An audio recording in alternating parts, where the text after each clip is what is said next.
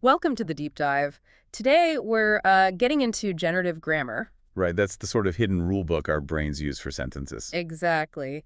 And specifically, we're looking at something called interface conditions.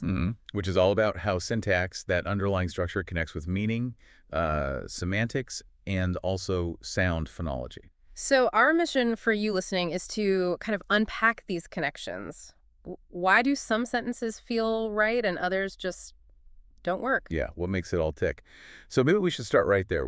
What exactly are these interface conditions? Okay, good question. Basically, they're the rules, the constraints that manage how syntax talks to the other parts of language, like meaning and sound. Think of syntax like a translator maybe.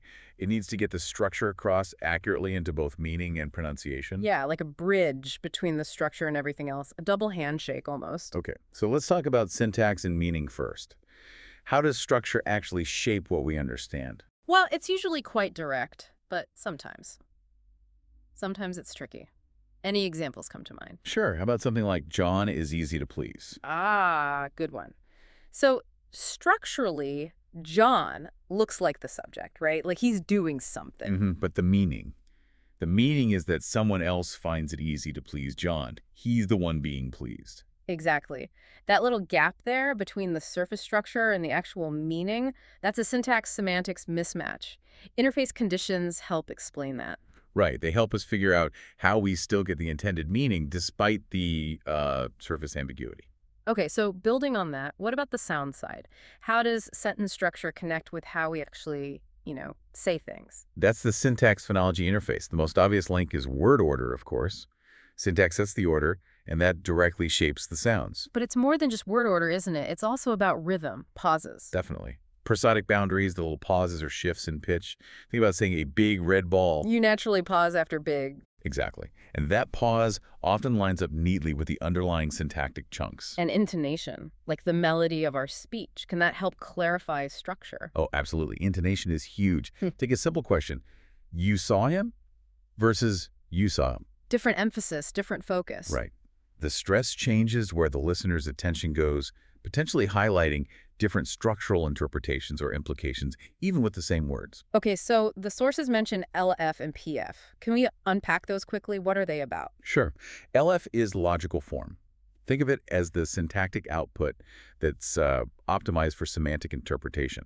It's the structure that meaning reads. Got it. And PF? PF is phonological form. That's the output geared towards the pronunciation system, how it actually gets spoken. And there's quite solid evidence for constraints operating specifically at this PF level. So this leads to a key question. Can a sentence be wrong or ungrammatical just because it violates these interface rules, even if the word order seems okay? Yes, absolutely. Ungrammaticality isn't just about putting words in the wrong sequence. If a structure, even one that looks okay syntactically, can't be properly mapped onto a coherent meaning or a pronounceable form according to these interface rules, well, then it's just not an acceptable sentence. It's like having the right pieces but trying to connect them in a way that's fundamentally flawed. Precisely. The connections themselves have rules. Okay, last point then. How do these interface ideas fit into bigger picture linguistic theories, like minimalism? Well, they're pretty central, actually.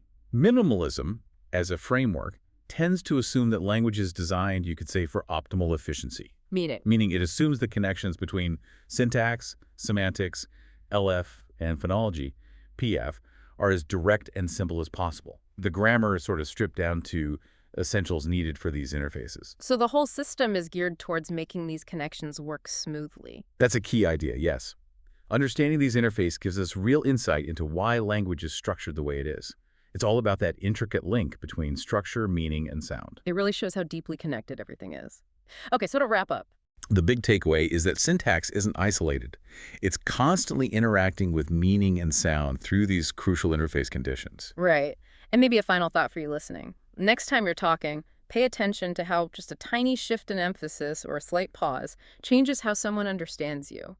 Yeah, even in the simplest sentence, what does that reveal about the complex, almost invisible system working away whenever we speak or listen? It's that hidden dance of language. Thanks for diving deep with us today.